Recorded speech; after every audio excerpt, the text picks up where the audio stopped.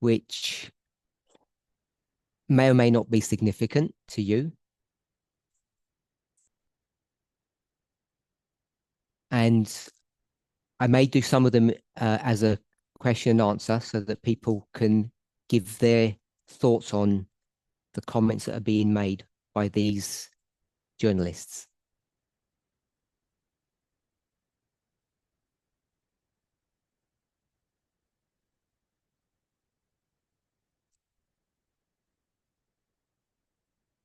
I'll upload them onto the media broadcast after the study.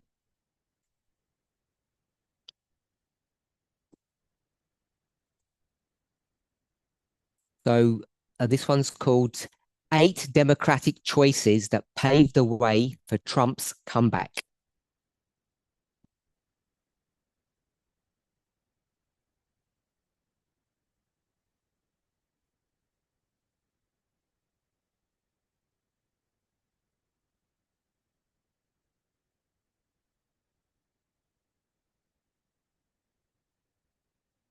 This is an opinion piece. I hope you will understand now the difference between an opinion piece and news.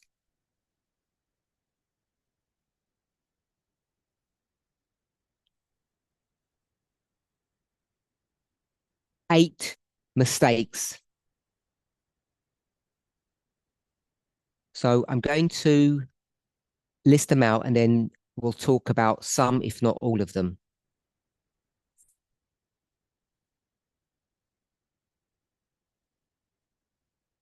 So we'll call it 8 mistakes.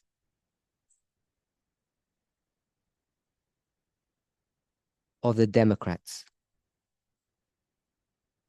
1, they ignored warnings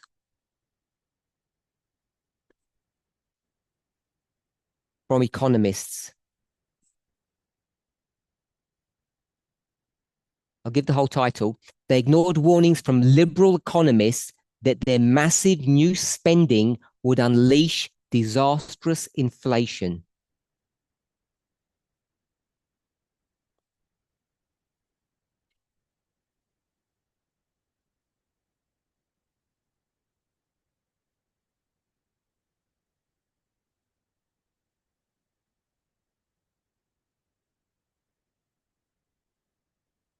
So we know that COVID had an impact.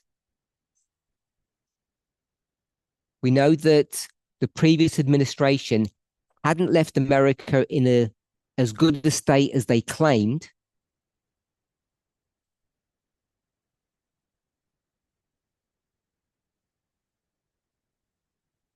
But this initiative that Biden, this economic initiative that Biden implemented,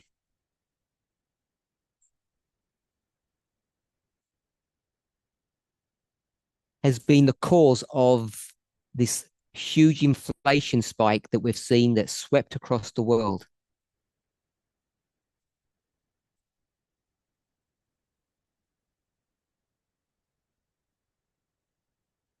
Number 2, I know some of you already found the article, but those who have not,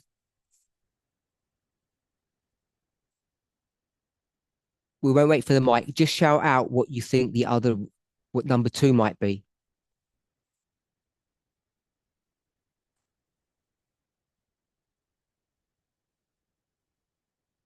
Southern border. That's what you just said.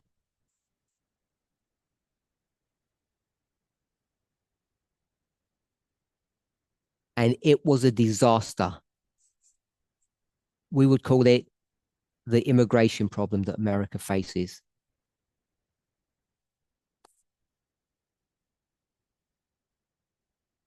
Number 3, Afghanistan.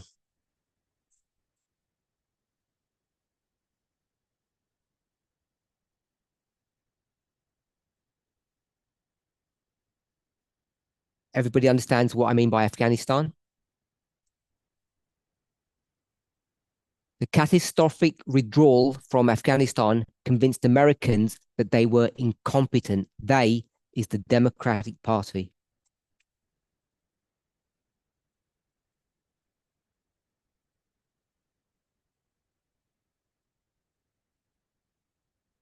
They broke their promise.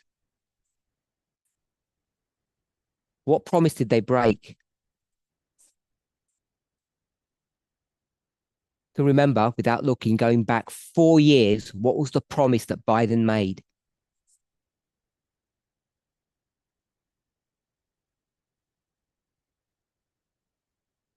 What was his claim to fame, if I can put it that way?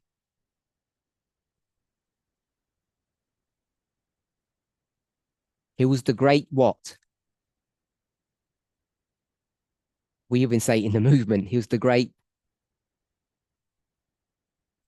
compromiser. And that's what he promised America, to compromise, which means to build bridges, to unite America. And not only was he unable to do that, he actually broke his promise and didn't do it.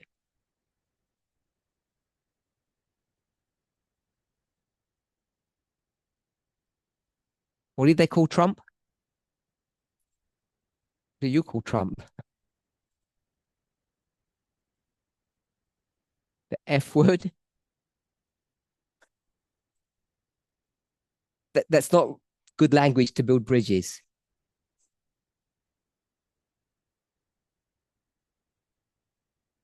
Another one?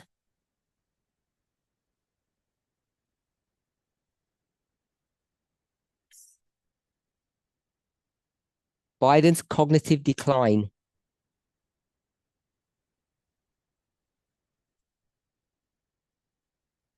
We realize now that that is real. He did and does have a problem, and the Democrats weren't willing to be open about it and address the issue.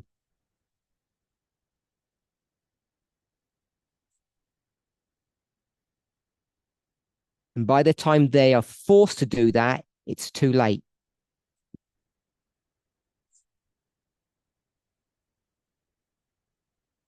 And I remember in our movement,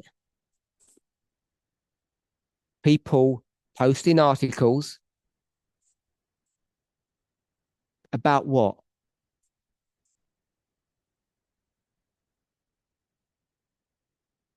My brother's bigger than your brother. If you think Biden's old, you should look at Trump. And all those arguments have been proven to be fallacious. 6,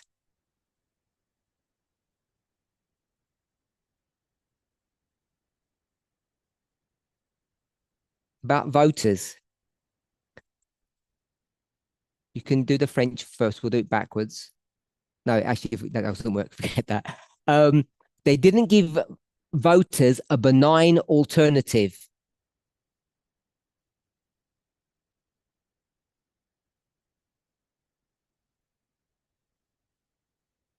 What does benign mean?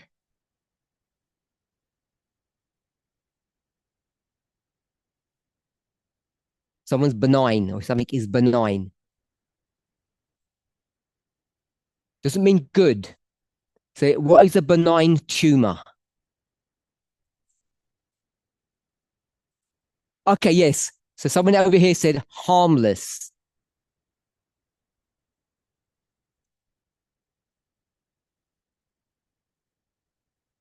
Ask yourself if you agree with this opinion, right? Because this is not news.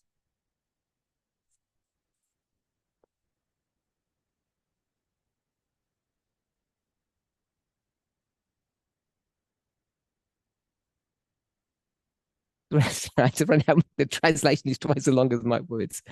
It's all good. Um, what's the opposite of benign? Sorry? We'll go with malignant. So they offered the American voters a malignant alternative.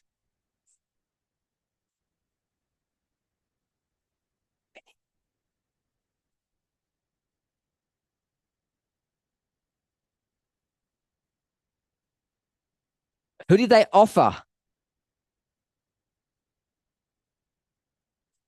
Harris. So they offered the voting public Harris, and this person said the reason they failed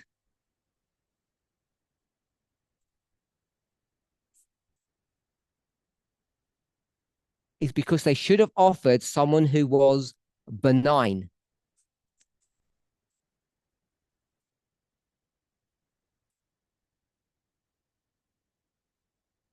And our movement was joyful when they offered someone who wasn't benign, Harris.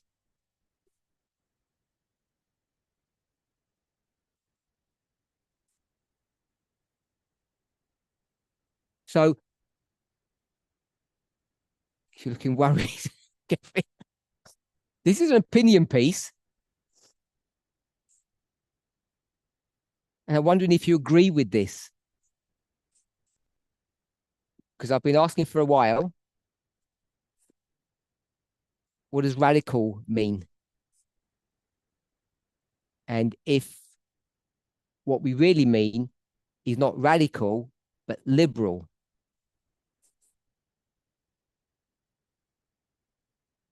Oh, I should have done this. Sorry.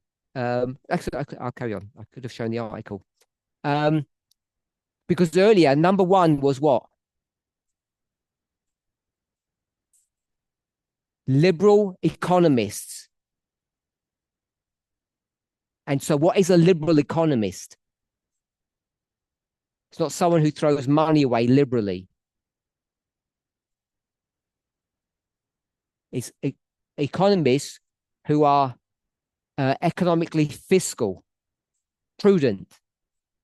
They're prudent. They're very careful with money.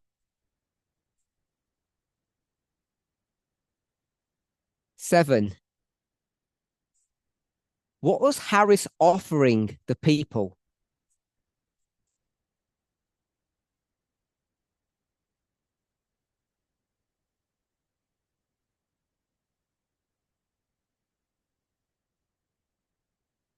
They offered continuity,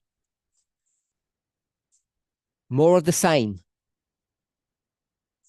And what did America want? They wanted something different.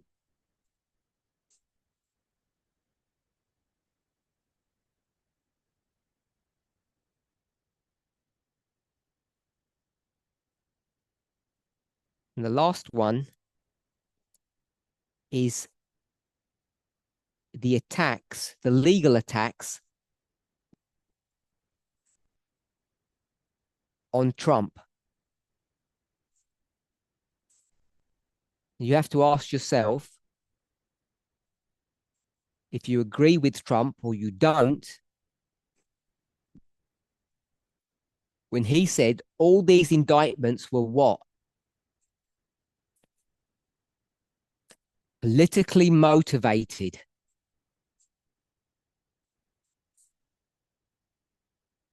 Because the Democrats said nothing to do with us. Biden said the Justice Department does what they want.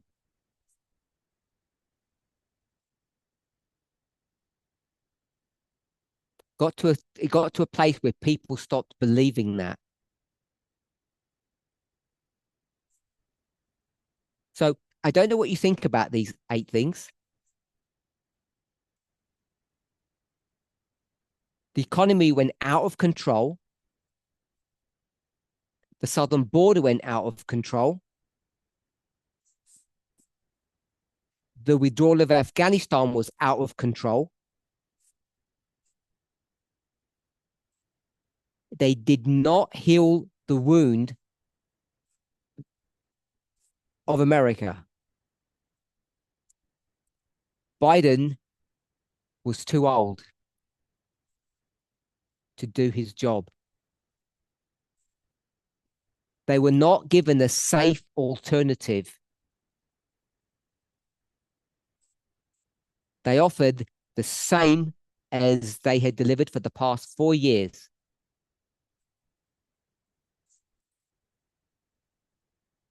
If you go back and check what Harris said,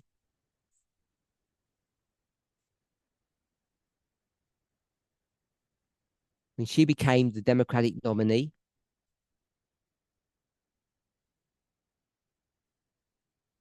for sure she was more articulate, but she just doubled down on the past 4 years and said it would be more of the same.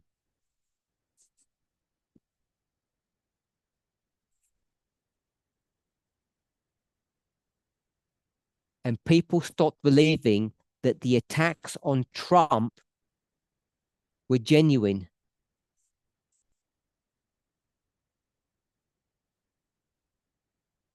I've used the word attack, but it's all the court cases, the indictments that came against him.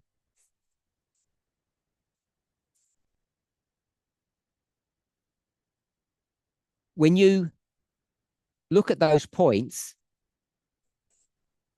I don't know how it makes you feel today after the election,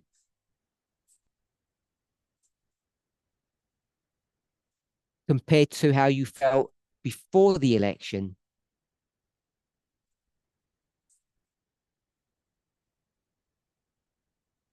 Every one of these points are topics that we've either been aware of or people have discussed in this movement.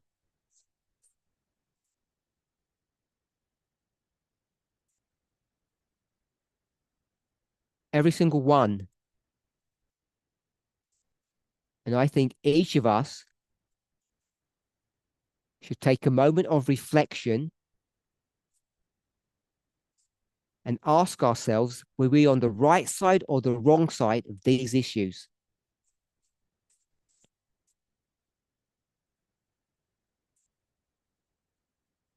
Or don't we really care about them?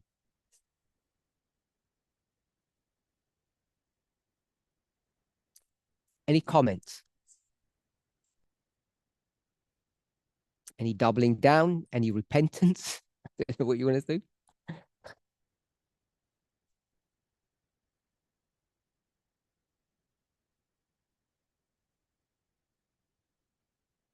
No comments?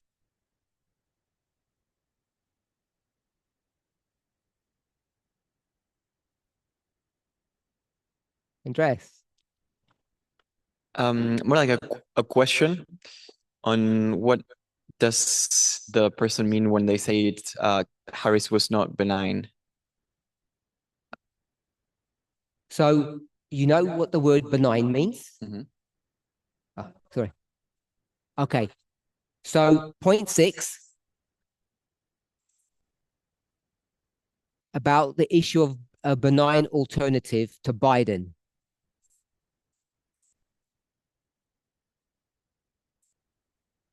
Or a benign alternative to Trump.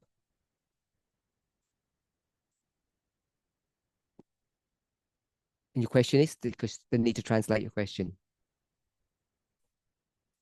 The person mean when they say Harris is not benign?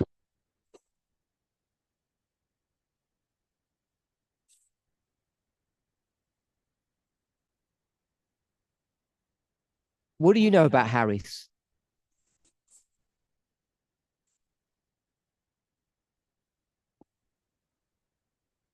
In general? In anything? Do you know anything about her? Besides the fact that she's a black woman? Her career as a lawyer?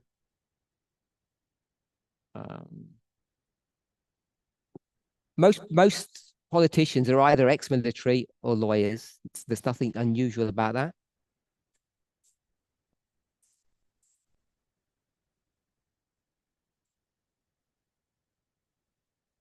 You may not know. Just want to make it clear.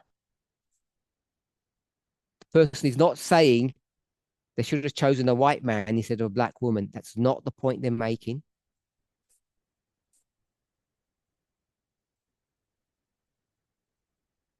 I'll read it because we should have all known what was being offered, because so many of us seem surprised about the results of the election, because all we were looking for was that there was a woman that was being offered. So I'll just quote what the person says.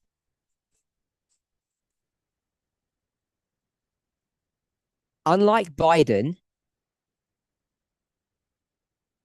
okay, you need to do the whole sentence, or unlike Biden, who at least had the veneer or the pretense of moderation,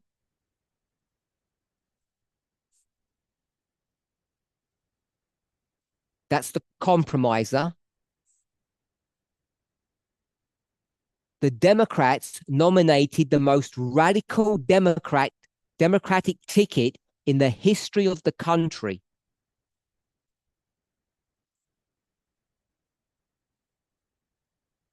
What's a radical Democrat? What would we call that?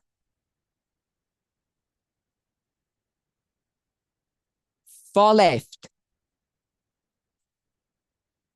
You said? Liberal. Is someone that's on the very extreme. Most of us don't seem to be aware that Harris was the most extreme offering ever given to the American populace.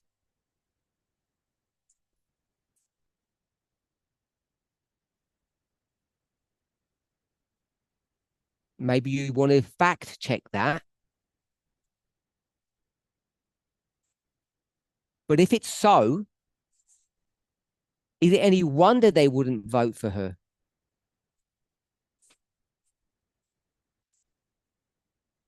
Harris was on record as having supported the Democratic Socialist agenda.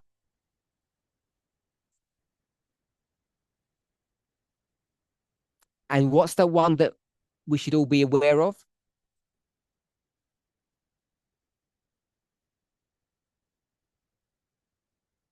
Not women's rights. The new Green Deal, remember that?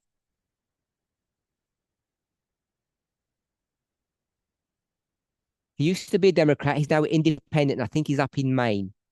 Senator somebody. Sanders. What's Bernie Sanders' sort of like headline claim to fame?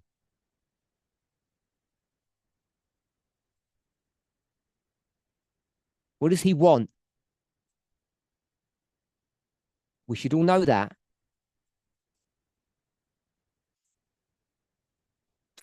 He wants to tax the rich, but he wants to use that for something.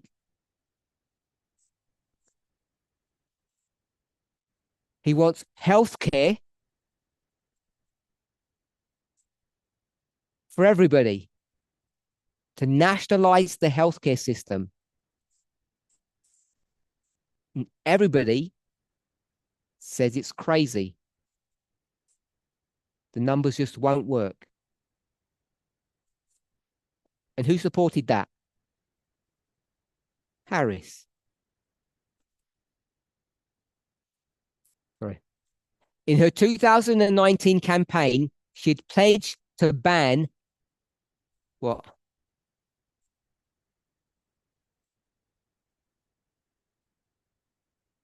What is the 2019 campaign? What campaign was that? To become president. She's fighting against whom? Biden. Okay. And she said, if she becomes president, what's she going to ban? Fracking. Could you imagine telling America that you're going to ban fracking? Oil extraction.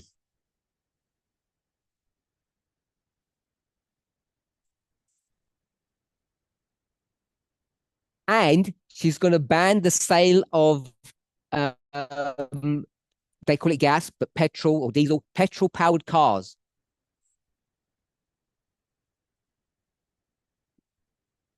Decriminalize what? Not marijuana. Illegal border crossings. She would decriminalize that and provide taxpayer funded healthcare for illegal immigrants.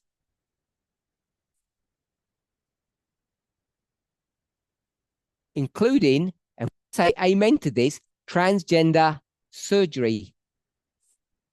Or it's actually called gender transition surgery. Not for Americans, for illegal immigrants.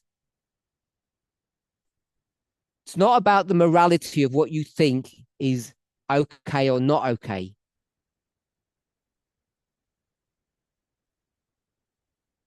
But it's the fact that that's the ticket that she stood on only a few years ago.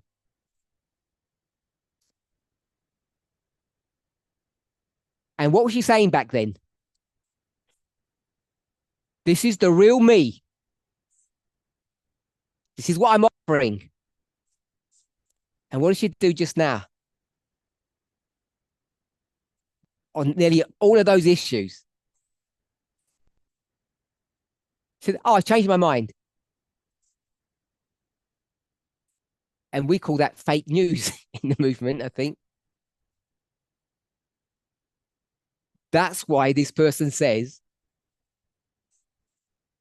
they could have offered someone a lot less toxic than her.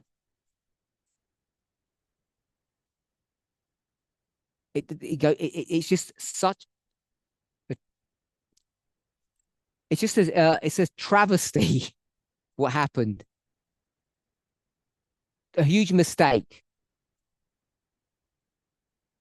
And I don't think our movement generally is aware of that.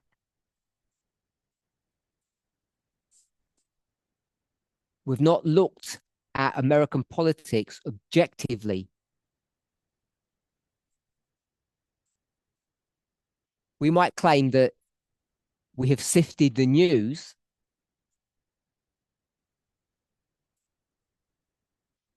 I would agree that we have. But we sifted it to the degree that we came to wrong conclusions.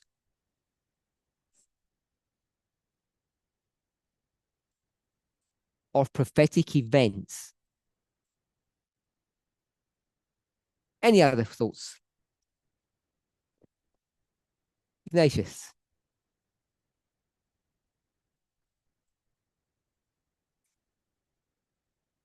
So my question is on the attacks on Trump. So the question is, do we believe that the legal cases against Trump were politically motivated?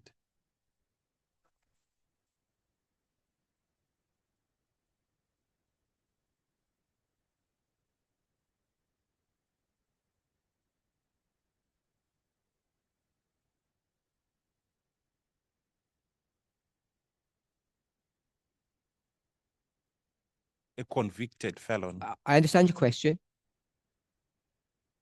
I understand the question. The point is not whether he was a criminal or not. The Democrats believed,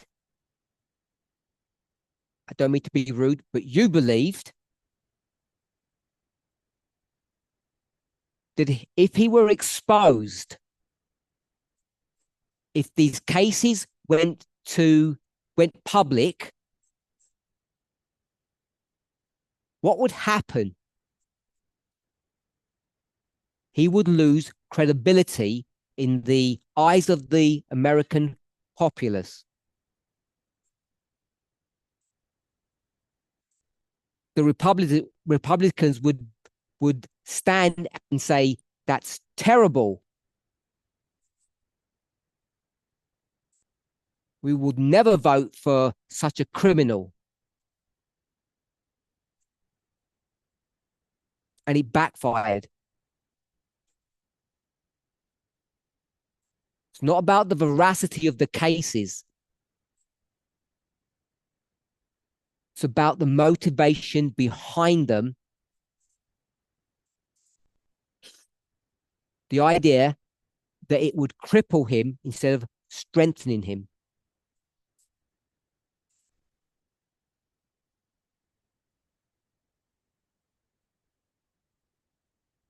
That was the point that was being made. So I want to move on.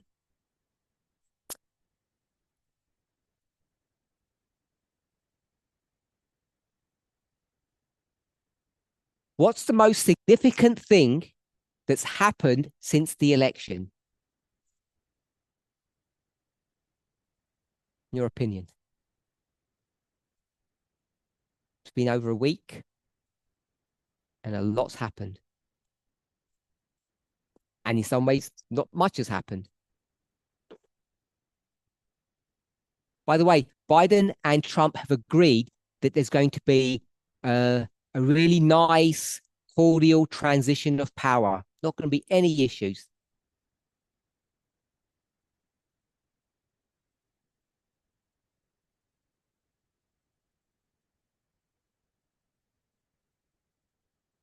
Gabriella.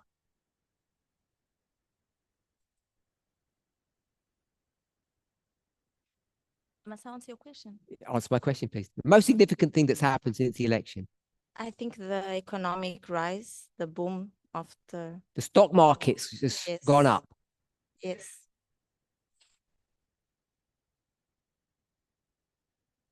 Rena?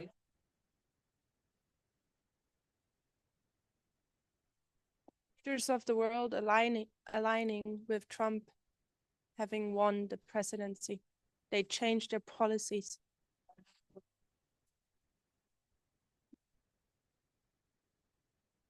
Ten kings coming together. Anyone else? Any thoughts? Andreas? Trump starting to name his cabinet. The naming of the cabinet. So, man just put his hand up, but I'm going to beat him to it because he's going to say the same thing as me.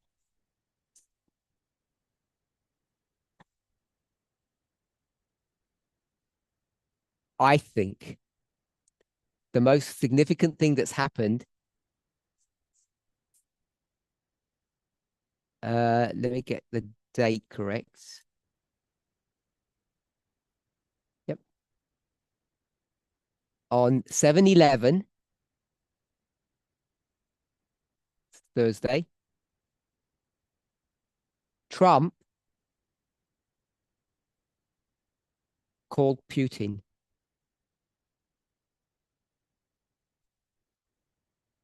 Had a conversation. And if you're not familiar with it, Putin was ordered, I'm going to say, to step down.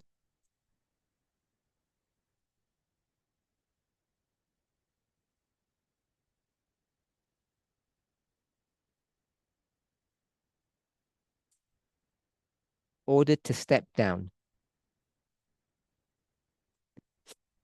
The actual title of the article isn't that.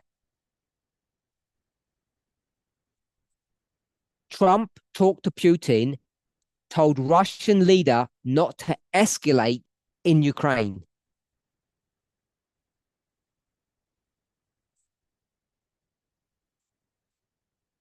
You've got three options in Ukraine. What are the three options? The three options that the Russians have. Escalate. Keep it the same. Or withdraw. And of the three, Trump says what? Don't escalate. The inference being, before you answer that, I said there are three options. Logically speaking, what are the two, because there's only two, that Trump could have, should have offered Putin?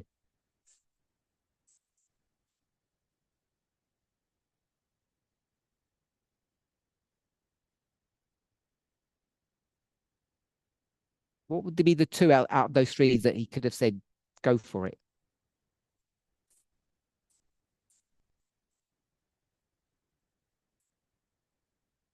Escalate.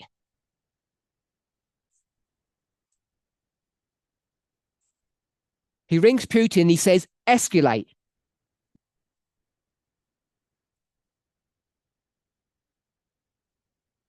What's the tone of that conversation now? What's Trump saying to Putin if he says escalate?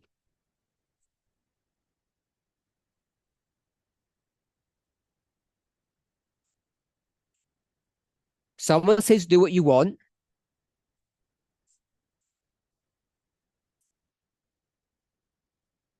Sorry? Do it if you dare. I think that would have been the tone. If Putin escalates,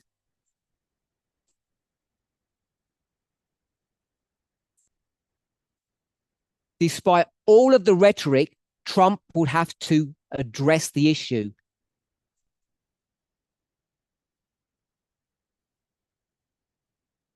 He would just have to do that. What's the other alternative he could have said? Withdraw. They're the two obvious ones. Escalate and see what I'm going to do about it. Or just withdraw.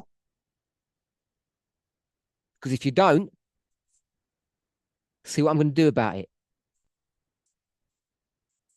But what he says is, don't escalate. And what doesn't he say? He says, he doesn't say withdraw. So what's he saying?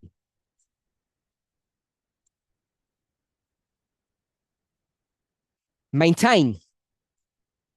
So he tells Putin to keep the status quo.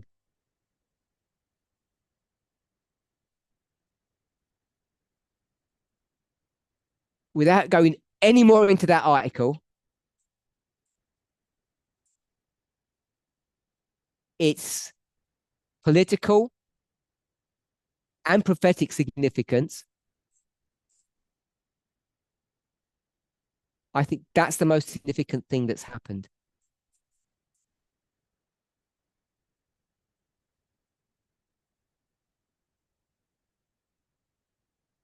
Oh, I wasn't even going to take any questions. You wrote Oh. 7/11. Yeah. Isn't that before the election? Or I missed. Oh, my bad. Was the election on the 5th, I think? My bad. Okay, no problem. I normally get things wrong.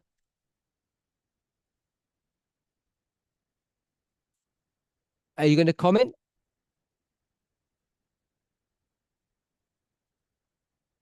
Five and a 7. Oh. T-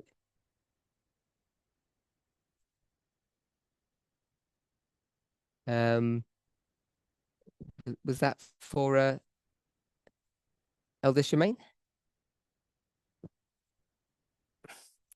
5th and the 7th.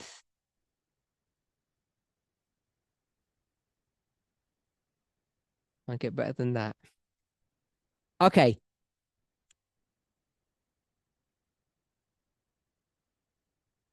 So, another one I want to share with us. I think we're all familiar with it. Another article.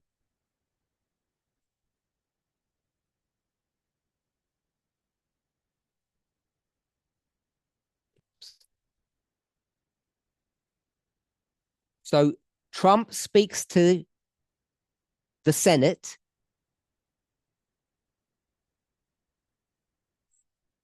So, I think we all have at least a vague understanding how the American political machinery works.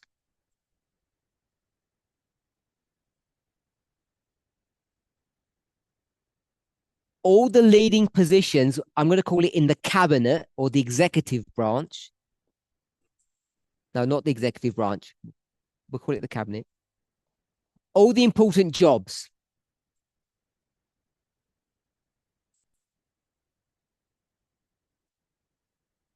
The president just can't nominate somebody. Those nominations have to be rubber stamped or agreed by the Senate.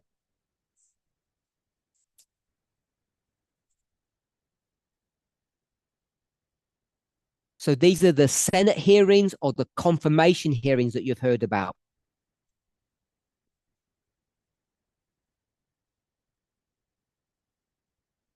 So you've all watched or listened or read about the Senate hearings when they put forth a new Supreme Court judge.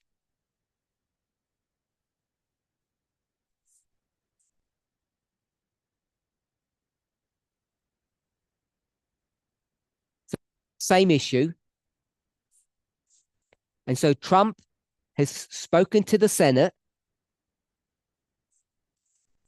and he said, let me, Trump, make the decision. So the term that's used, the legal term that's used, is called recess appointments.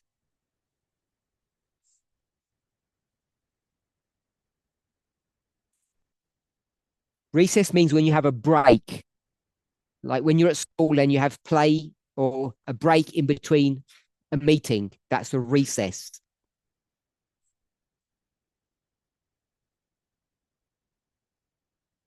So the definition of a recess appointment, I'll give a couple of them. In the United States, a recess appointment is someone, a head of a department. That's what the appointment is.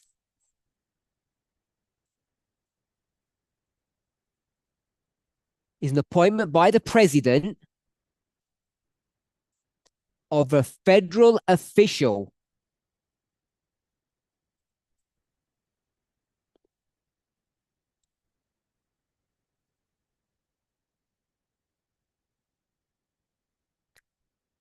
When the US Senate is in recess. Recess means on holiday.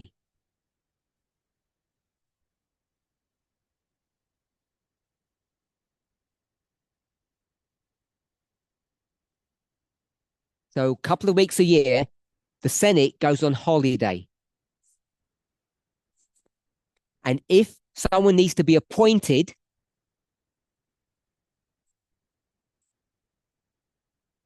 the president can appoint the person while the Senate is on holiday.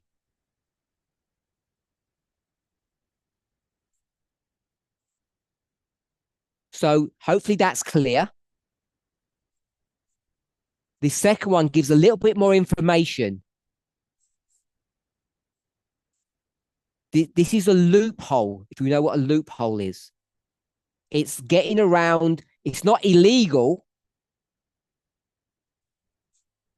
It's not illegal, but it's getting around the intent of the law or the issue. There's a proper way to do things, and if you want to avoid it, you do a loophole.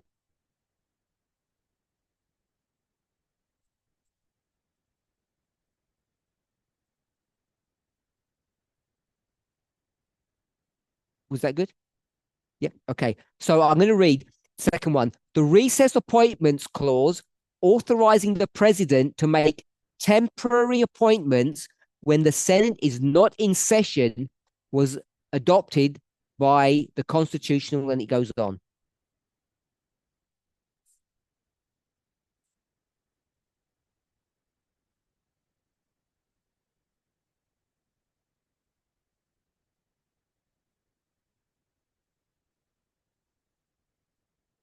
So to summarize that, the first two,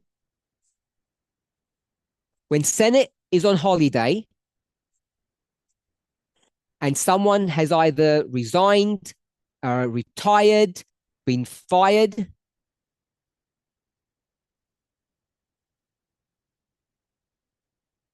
they need to be replaced immediately. The president can appoint someone without getting any permission. But what you see is that it's only temporary. Just there, you can see temporary. When holiday ends and they come back to work,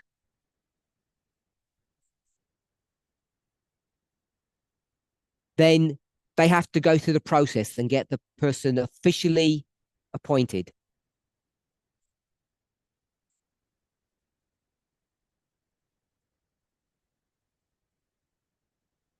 So the president shall have power to fill up all vacancies that may happen during the recess of the Senate by granting commissions which shall expire at the end of their next session.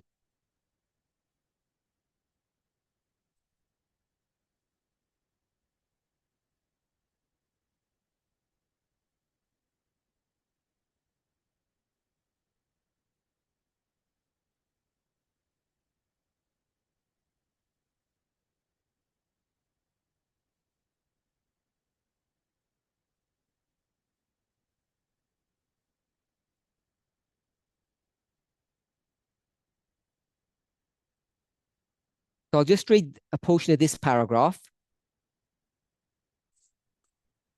When the new president takes office, the Senate's main job is to confirm or oppose the people the president nominates to serve in key government roles.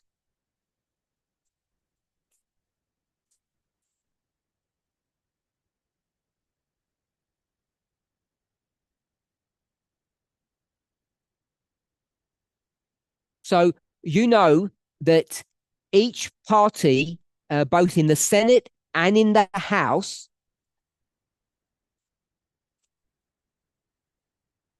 has a leader. Who's the current leaders? Does anybody know?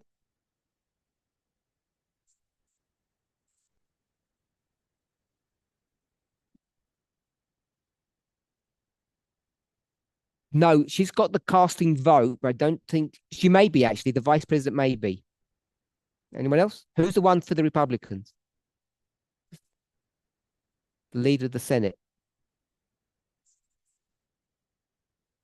Mitch McConnell? Sorry? Yep. John Thune? Okay. So when Trump takes the presidency, there'll be a new fight, a new vote or whatever, whoever will be the leader of the Senate and the House.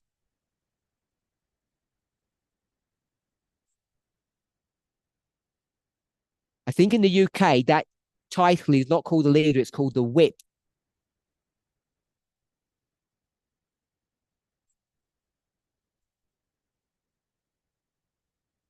Calling it the whip, you understand what their power is and their abilities.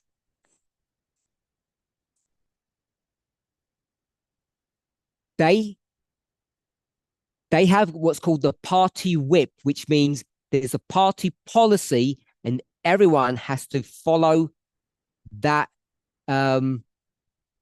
advice or those rules.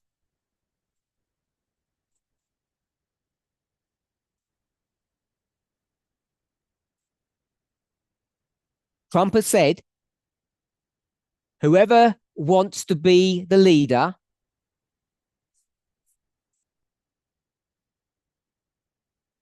because I'm so powerful, Trump, you won't get your job without me. I'm only going to give the job,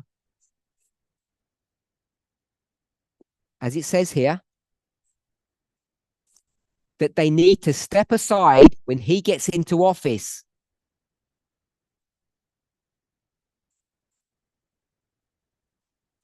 So they're going to use the recess appointment mechanism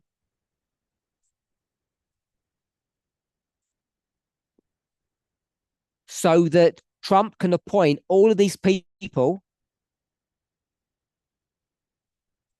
without going through all these Senate hearings.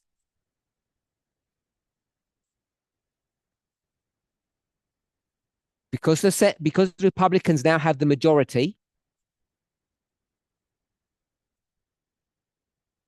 what's the number they've got? 53. Plus 1. There's 54 votes, but the vice president doesn't vote because they've already got the majority.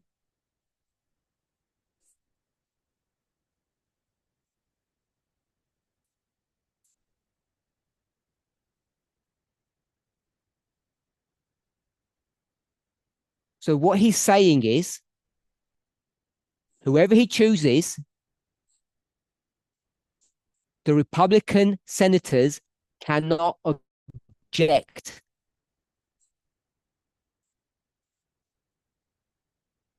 And if they don't object,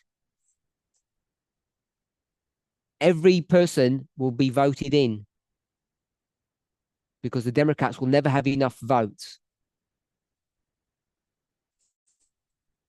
Is this legal? Semi-legal, yes. Because what he will do is either maintain them as temporary appointments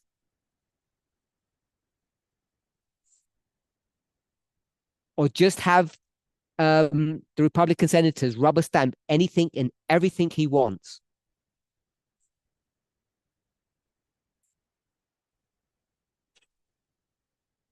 So that is pretty significant. There'll be no objection to all his appointees.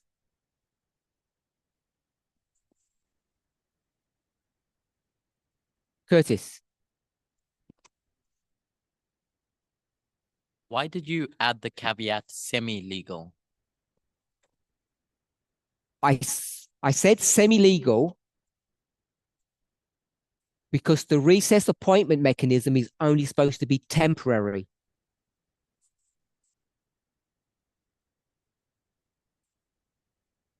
And Trump has already used that before. And the way they get around it, the way they avoid it, he'll say, I'm going to temporarily appoint this person until I can replace them with someone who's qualified. And he has no intention of doing that. So whilst it's legal, I'm saying it's semi-legal because it's circumventing the rules.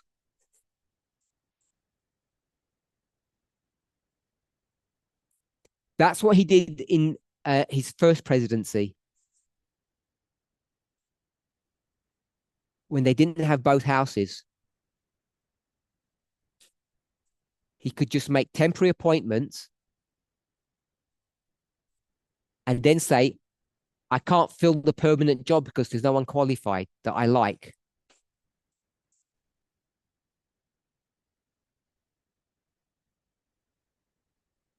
So we're yet to see how he goes about doing this exactly. That's the reason I say it's semi-legal.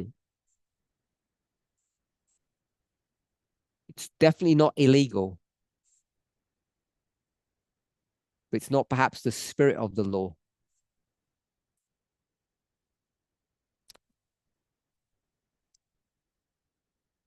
We would call this the work of a dictator, I'm assuming.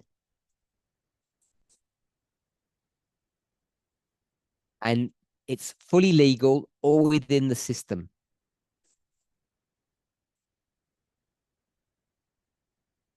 Which goes back to, I think, some of the points that Curtis was bringing up in his presentations.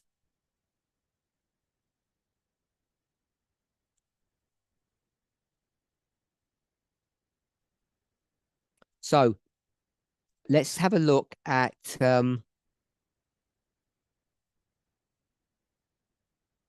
of Trump's picks.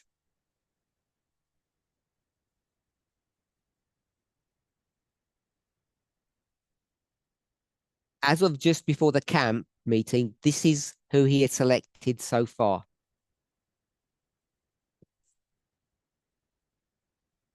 Let me get them all in. Hopefully you can see them.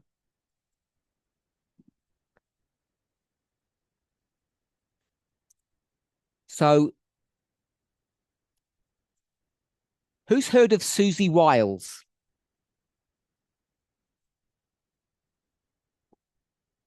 What is the chief of staff? What job is that?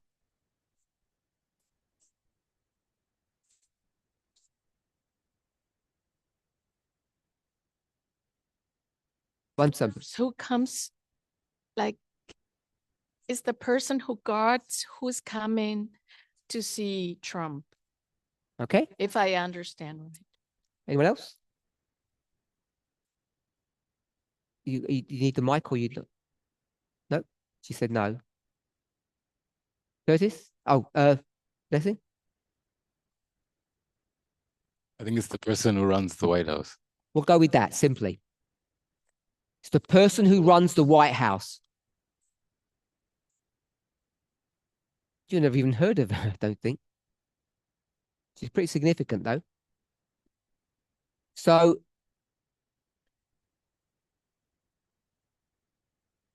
maybe we can just stick to there. Abortion rights. Where's abortion rights here?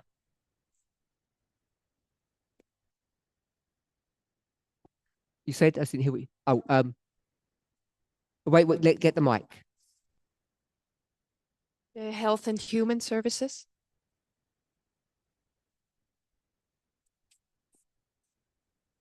So we spoke about this issue yesterday. Robert Kennedy. And you know he's not a Republican properly. What is he? Was he? He's a Democrat, wasn't he? He didn't like the way they operate, so he became an independent. And then he cut a deal and threw his lot in with the Republicans. And he was given this job. What does that tell you? Maybe I've already said it explicitly before.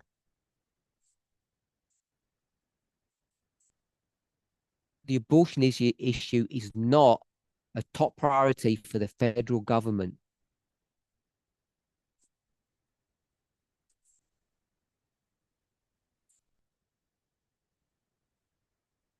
He was a Democrat. He went independent, and now he works for the Republicans.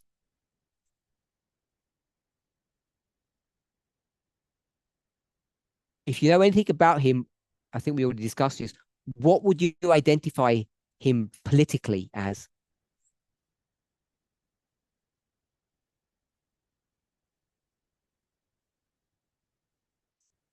He's a libertarian.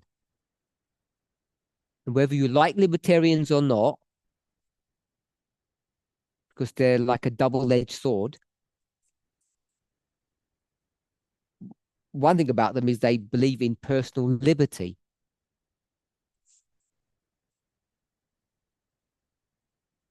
Which is why he's famous for what?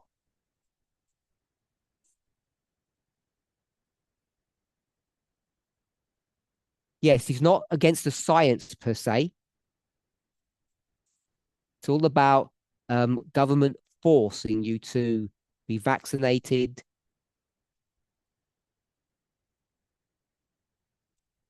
That's not his only issue, but that's what he's become famous for in recent years.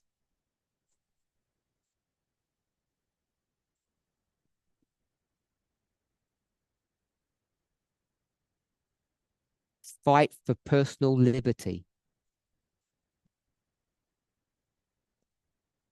If you think about it, it's actually quite a wise choice on the part of Trump. JD Vance, we all know about. What's he famous for? Sorry? No, he's the first leading politician who has a beard for about 100 years. It's true.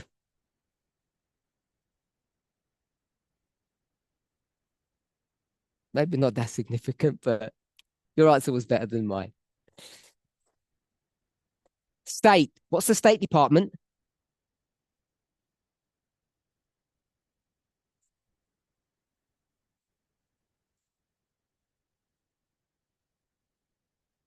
In the outside world.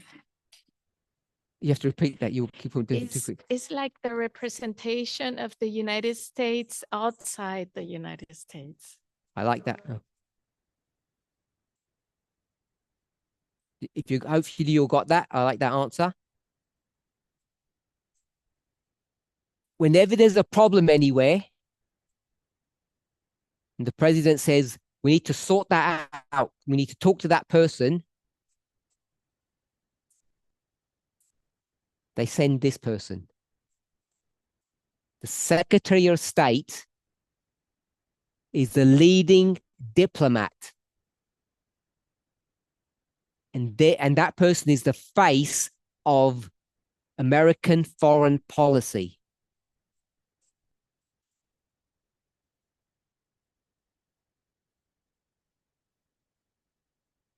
I want to say, I don't know what you think. Let me say what you, let me ask what you think. When you look at these people and you see what job they've been given, I don't know who Trump's advisors are. So we'll just say Trump. Has Trump made wise choices? Good choices? Or are these like crazy? Put your hands up if this is I'm going to call it a cabinet. Maybe that's not the right, that's a UK term.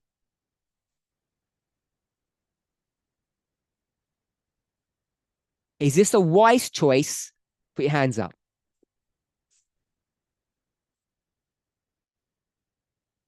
Is it a crazy choice?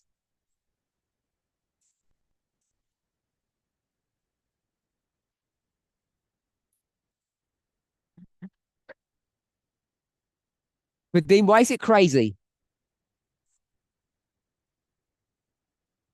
It's crazy for us, Oh, but wise for him. okay. So for those online, most people didn't even vote.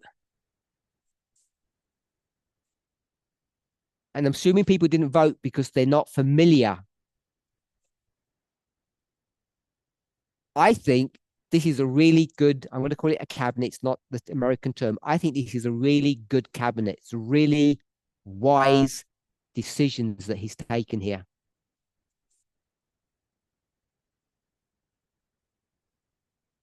If you go through each person, I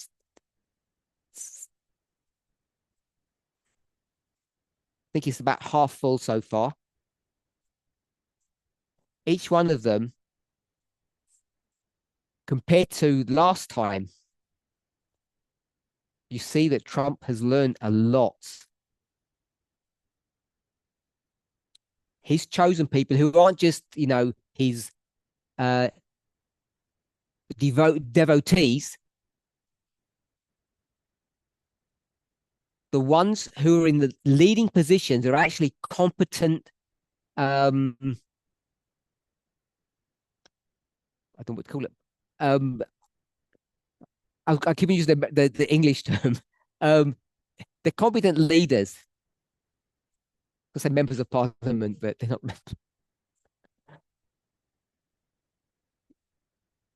Anyone will say something? Tamina.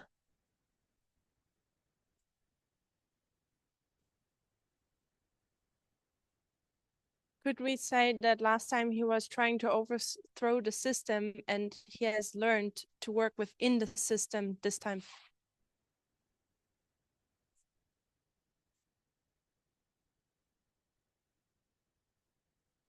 I think that's a good way of saying it, yes. Okay. When you look through this, you'll see that they haven't done the economy yet.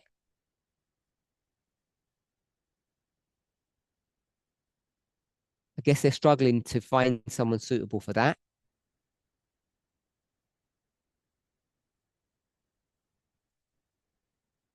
What's the other big thing?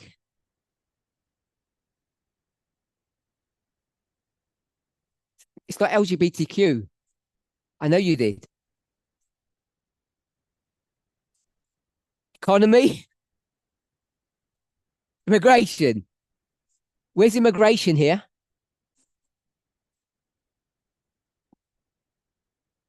Where's immigration?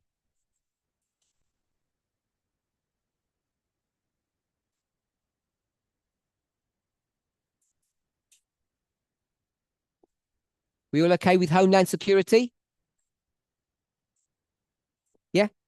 Homeland Security is the southern border issue.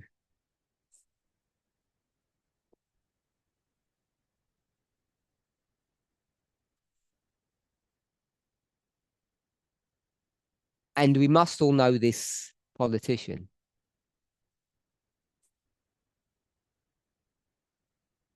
No idea? You soon will. People haven't heard of her.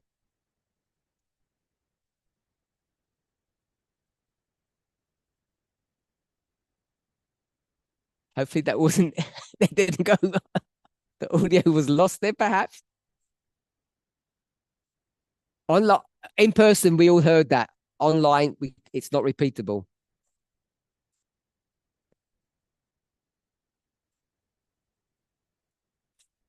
Someone tell me what the Attorney General is.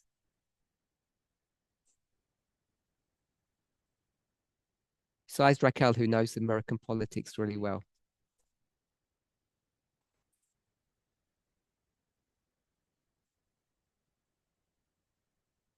I will answer the question first.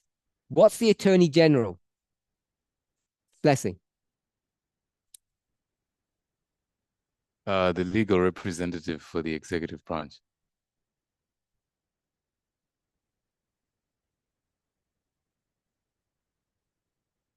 The legal executive. Yeah, like the chief lawyer for the executive branch. Chief lawyer. Good. I like that. Curtis? I wanted to comment on Matt Gaetz. because he's not favored by moderate Republicans. Stop there.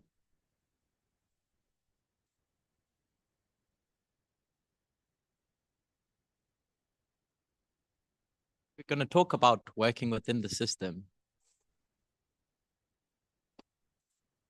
He's not part of that system for that job.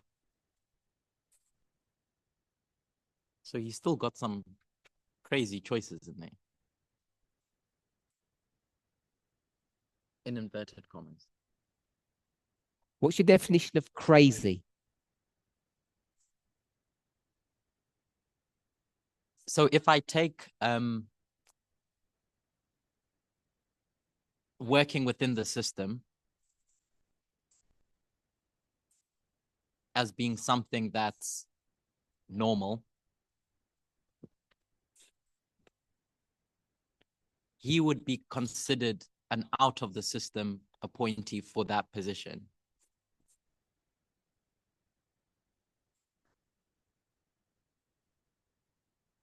He's crazy in that. So I'll read something. Gates is a divisive figure even within his party.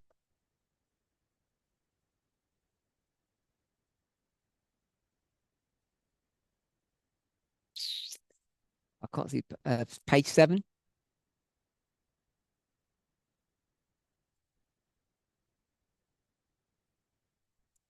Gates is a divisive figure even within his party.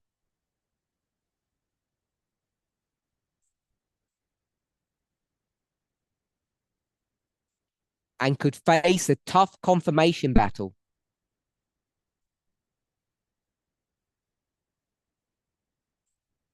Except Trump doesn't want a confirmation hearing.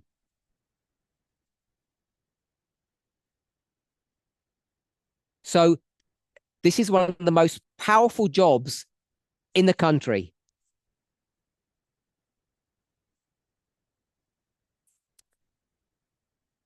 The Bureau of Alcohol, Tobacco, Firearms, Explosives. That covers a lot.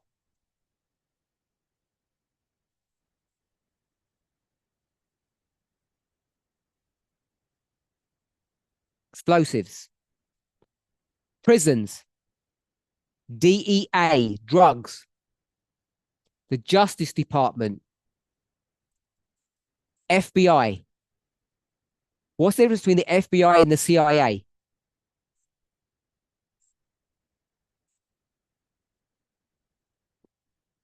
FBI is in America.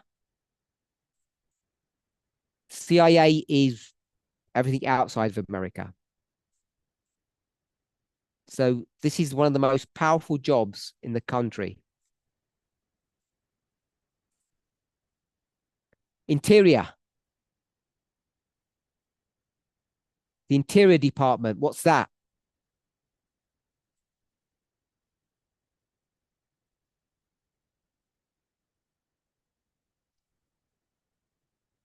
Interior, what's the Interior Department? You should know because you said before about Harris.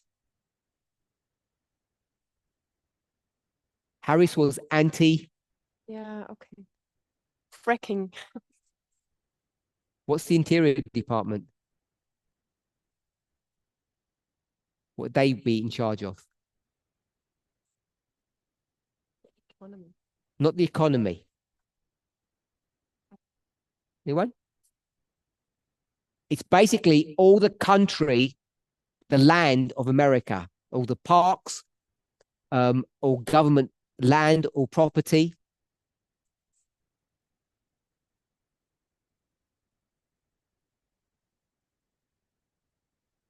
So if they want to run a pipeline from point A to point B,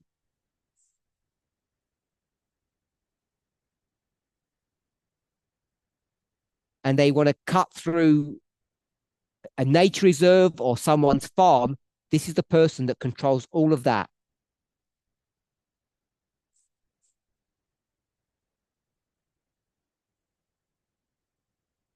All the oil licenses. Good. No, it's fine. All the oil licenses are dealing with this department. It's a really powerful department.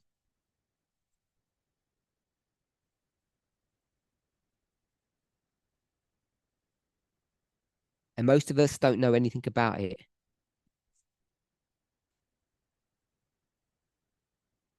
Defense. Why is defense important?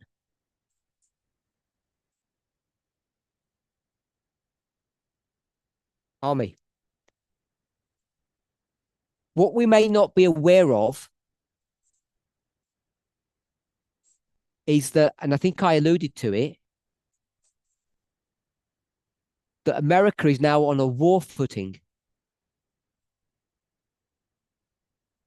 They view the world now at war. You get a presidency that's in a time of peace and a presidency that's in a time of war. That's the war footing.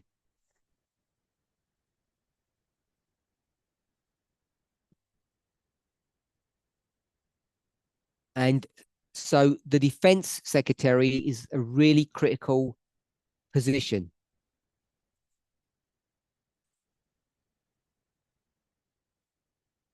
We've mentioned about the CIA.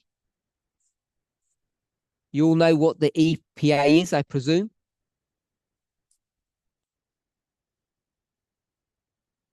To protect people's health.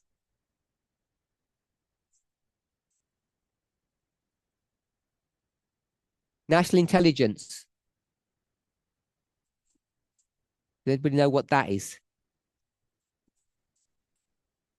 What's the National Intelligence Department?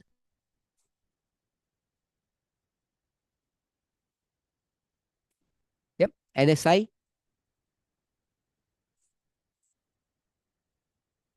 So it's to do with all of the security oversight of the United States. This person she's in charge of that.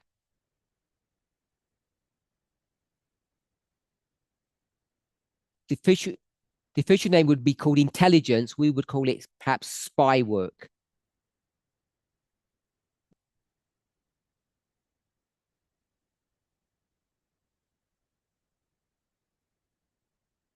They seem to have a habit of having women as the UN rep.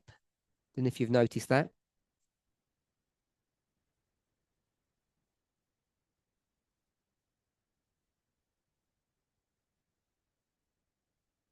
And what's another important one that they haven't nominated yet? Education. And this one, why is this famous? Housing and urban development.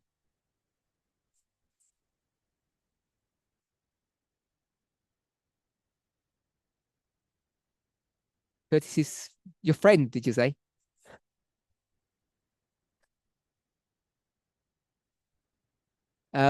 He's still on the cards, by the way, for this coming, so he might be there. What I wanted us to see here, as this, I'm going to call it a cabinet, the leading positions are all being handed out and negotiated.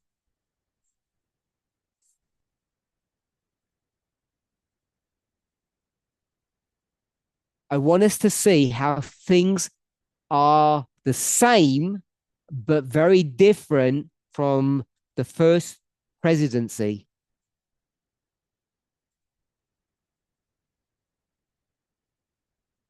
This is a leader that has found his footing. He's found his stride.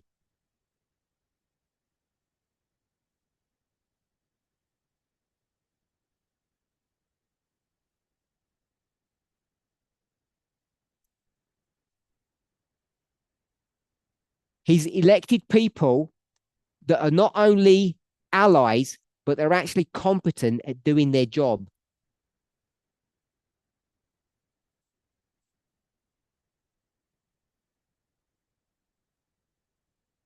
You may disagree on some of them, but the major ones are pretty conventional choices. And I think each of us should see this develop get to know at least a few of these key people to understand why they've been chosen and what their agenda is. Because this will tell you what the next 2 years will look like. Because it's all changing 2 years, as you know.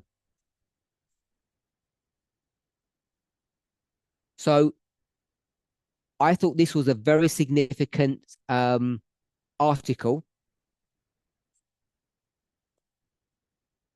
Significant information that all of us should be aware of.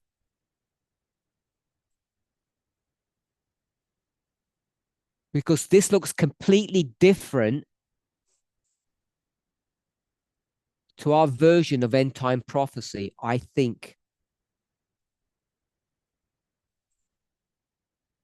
Does anybody have any questions? Curtis, Tamina.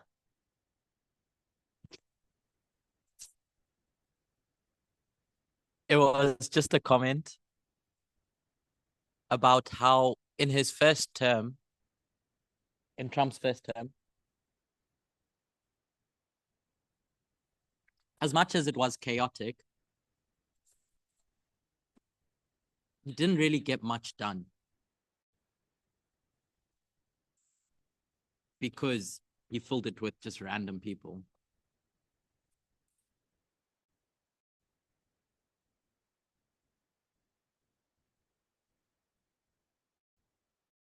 Whereas now he's got a pretty efficient system in place.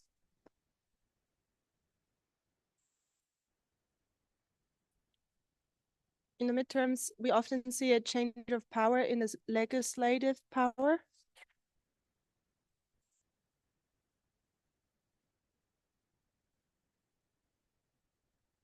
But we see also the progressive work of gerrymandering, that the Republicans use it efficiently.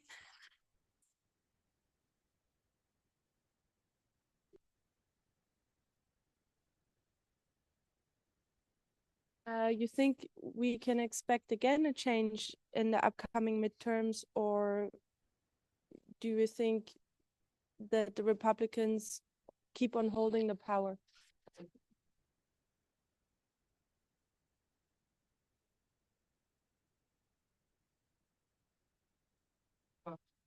I think the gerrymandering issue is a sideshow.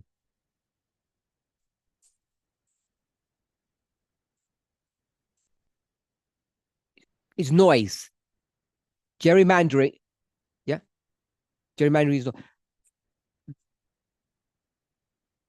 At the midterms, they will be judged upon only two issues, the economy and the southern border.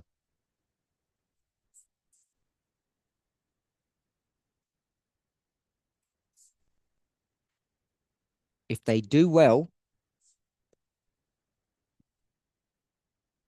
southern border, they will be, I think they'll maintain power. Leslie? I just wanted to say the word cabinet is also used in the US. It is good. I was worried. Thank you. I do feel better. I just want to reiterate the point that was made. When I said this was a wise choice, in my opinion, you may not agree with their politics, but he's assembled a competent team. Many of these people have experience. They're extremely intelligent, and they're committed to the cause.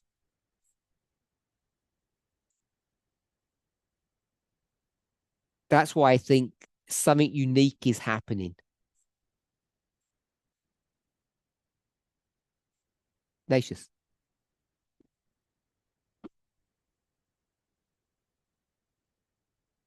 Okay, I have a question. My question is, based on the last statement that you said, you say that we can see that Trump's appointments and how things are shaping up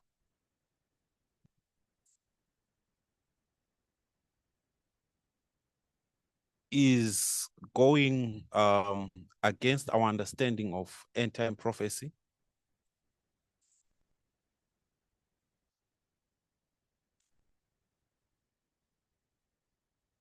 So my question is, why do you say that? Well, answer to that is going to be,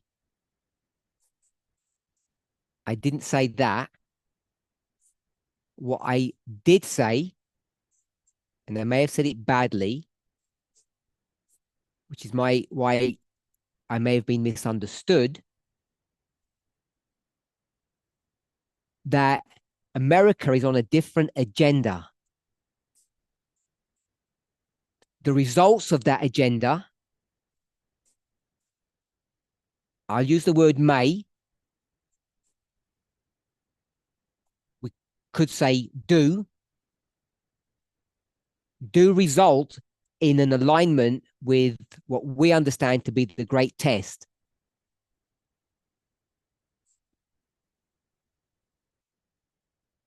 Let me try to put it this way.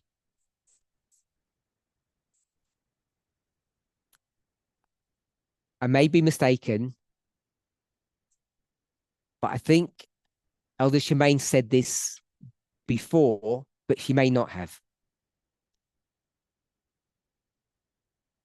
The 10 kings. Did you mention 10 kings at all? Okay. Someone did. The 10 kings are all going to be brought under one king. They shall all come together for 1 hour, whatever that means.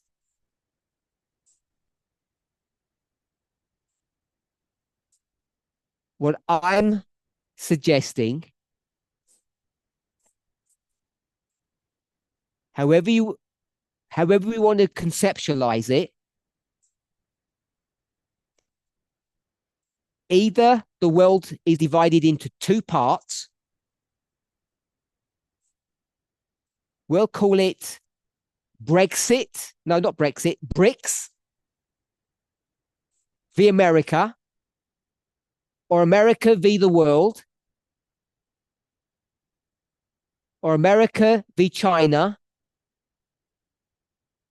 However you want to conceptualize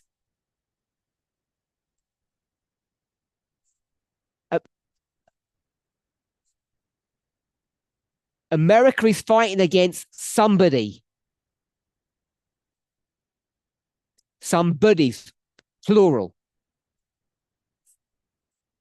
And I'm suggesting that the union of the kings, when they all come together, speak as one voice, is the fulfillment of the war that is currently underway. That America is at war with the world, however you want to conceptualize that.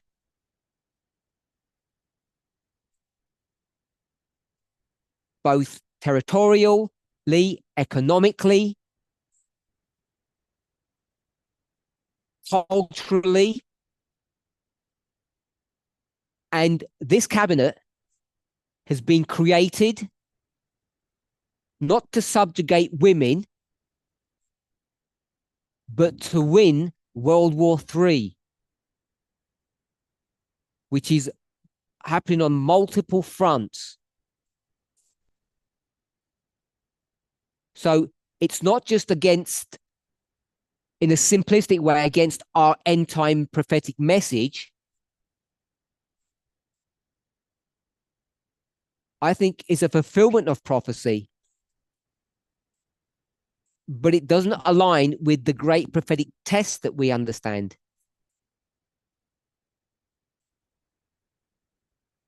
And I don't think,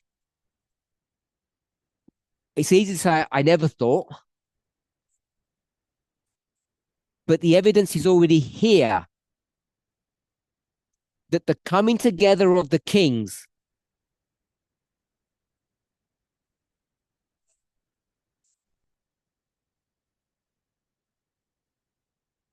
whether you go to Daniel 2 or Revelation 17, the seventh kingdom, wherever you want to describe it, they're not coming together over the issue to subjugate women or gender equality. This is about who will rule the world. And the ruling of the world is an economic fight, a technological fight as much as it is a military one.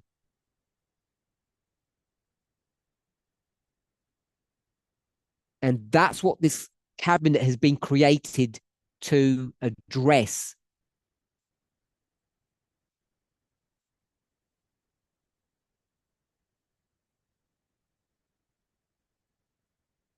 If that is true, it's as much a prophetic fulfillment as the great test,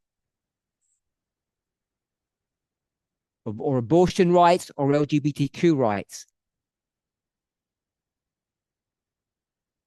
Our message is multifaceted. And whilst at one level they can all be aligned together, I think the way we do that is much more complicated or sophisticated than we have realized until, I don't mean today, right in this study, I mean today after the election.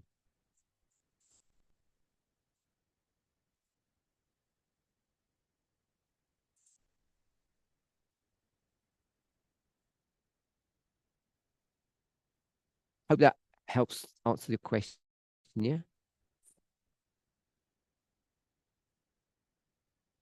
Very last one, because I'm over time.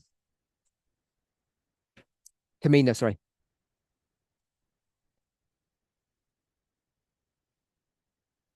Trump's call to Putin, along with the economic situation of Russia,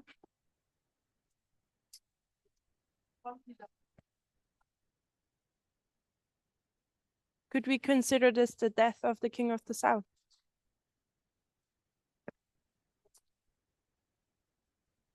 You said that, not me. But what I did say was,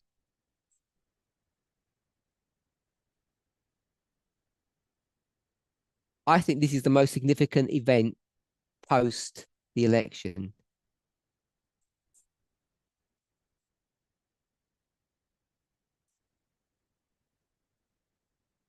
Take what you mean from that.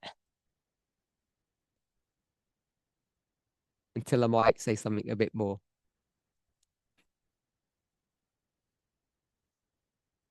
Seems to me the writing's on the wall. If you want an answer to that question, it might be given in Germany in January.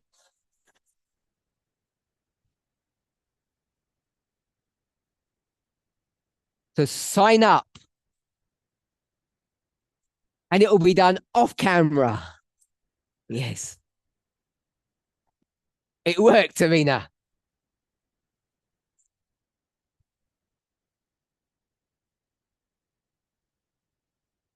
On a serious ending, I hope this CAT meeting has been all that you hoped that it would be. In person and online. I hope that the messages and the truths, the stories that have come out have been profitable.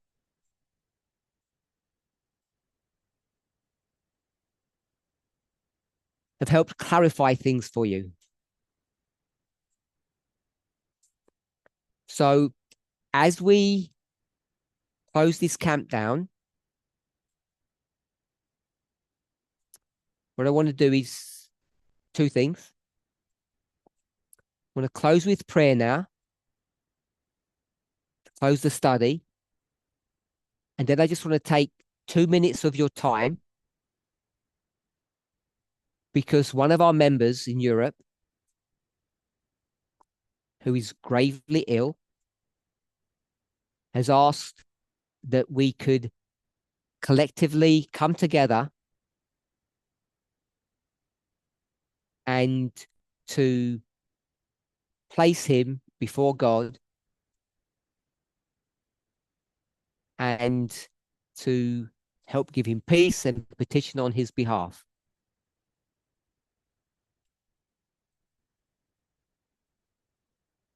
So we'll close the study with prayer, and then there will just be another prayer, a prayer of petitioning God to think on our friend.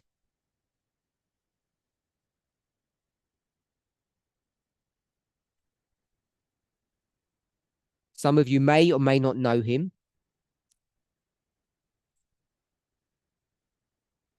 If you're online, they're going to try to they're going to try and pin him so people online can see him.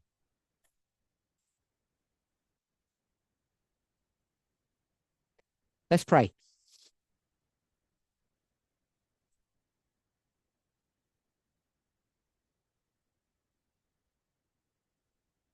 Holy God, on behalf of all the people listening, attending this meeting, and through this whole camp, we offer you thanks and praise